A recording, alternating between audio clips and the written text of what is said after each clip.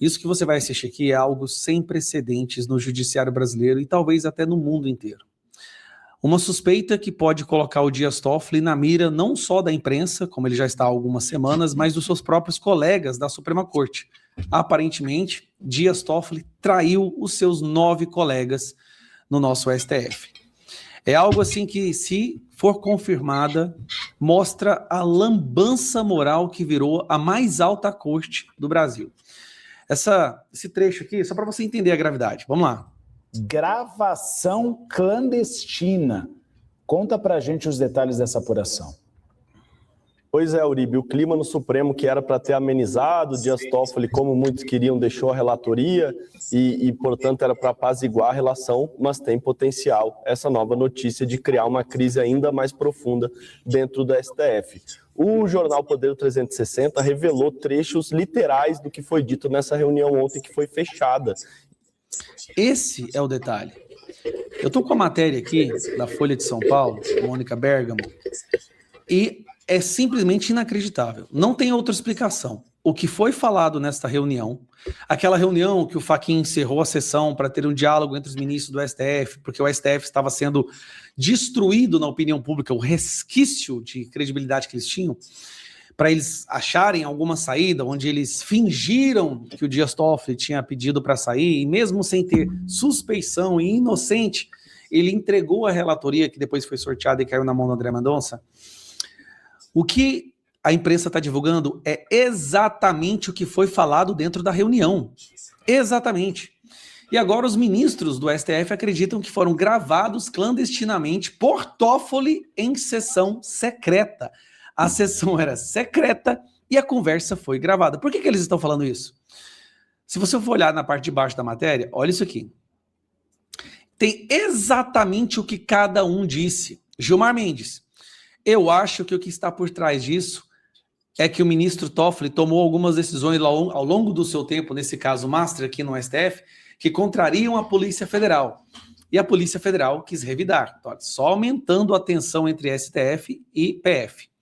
Carmen Lúcia disse, todo taxista que eu pego fala mal do Supremo. A população está contra o Supremo. Disse ainda que, apesar de ter confiança em Toffoli, era necessário pensar na institucionalidade. Aí o Fux. O ministro Toffoli, para mim, tem fé pública.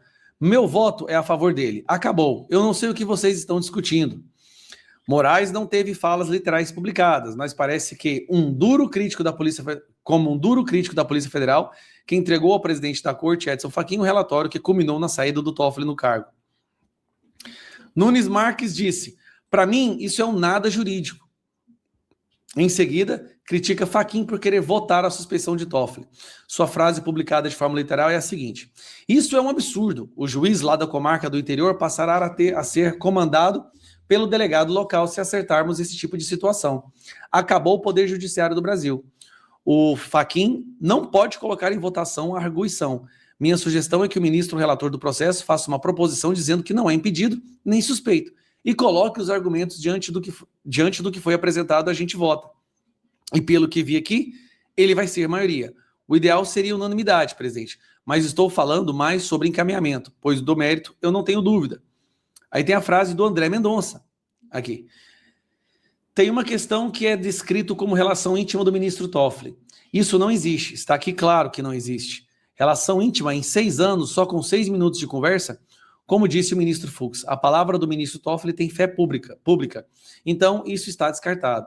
Aí o Zanin. Sou há 1 ano e meio relator de um caso que envolve 3 ministros do STJ. E a Polícia Federal até hoje mandou para mim muito menos informação do que essas 200 páginas, com fotos de satélite, cruzamentos celulares. Isso tudo aqui é nulo. Flávio Dino. Essas 200 páginas de relatório da PF, para mim, são lixo jurídico. Olha que interessante, né? Ele está falando que o trabalho da Polícia Federal é um lixo jurídico.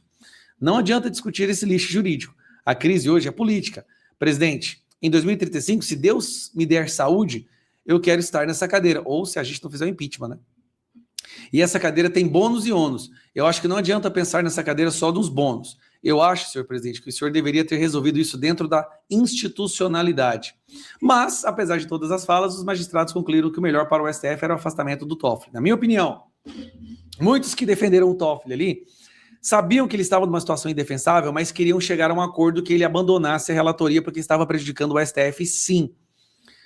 O que mais chama atenção nisso tudo, gente, é que realmente, para ter essa literalidade, ponto e vírgula das frases, é porque foi gravado.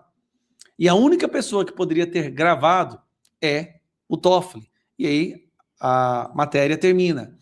A suspeita de que ele gravou os próprios colegas tem o condão de isolar o magistrado na corte, segundo um dos seus integrantes, já que houve uma quebra de confiança. O que eu acho? O Toffoli entregou o áudio mostrando que ele não estava sozinho, que ele tinha o apoio dos seus colegas.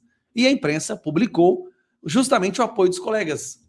Outra coisa, se foi gravada a conversa, então foi gravado o trecho onde eles falam que a melhor saída seria Toffoli abrir mão da relatoria e ser sorteada novamente. Por que essa parte não foi divulgada pela imprensa? Por que essa parte não está no áudio? Ou o áudio foi enviado sem essa parte? A pergunta é, por que o Toffoli saiu da relatoria se não tinha nenhum problema? E cadê esse trecho da conversa que mostra o debate onde eles chegam a essa conclusão? Uma coisa é certa, ninguém nunca mais ali do STF vai conversar com o Toffoli novamente com medo de estar sendo gravado. Isso acaba com a confiança. Esta é a Suprema Corte Brasileira. Ao que acabou de chegar